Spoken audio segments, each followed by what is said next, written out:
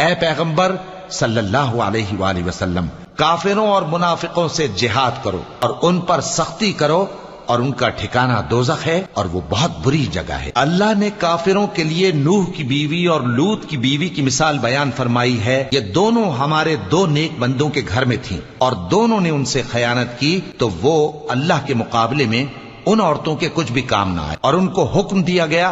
कि दूसरे दाखिल होने वालों के साथ तुम भी दोज़ख में दाखिल हो जाओ। और मोमिनों के लिए एक मिसाल तो फिरौन की बीवी की बयान फरमाई कि उसने अल्लाह से इल्तिजा की कि ऐ मेरे परवरदिगार, मेरे लिए बहिश्त में अपने पास एक घर बना और मुझे फिरौन और उसके अमल से नजात बख्श और जालिम लोगों से मुझको छुड़ा ले। और दूसरी मिसाल इमरान की बेटी मरियम की, जिन्होंने अपनी इज्जत नामूस को महफूज रखा तो हमने उसमें अपनी रूह फूंक दी और वो अपने परवरदिगार के कलाम और उसकी किताबों को बरहक समझती थी और वो फर्माबरदारों में से थी।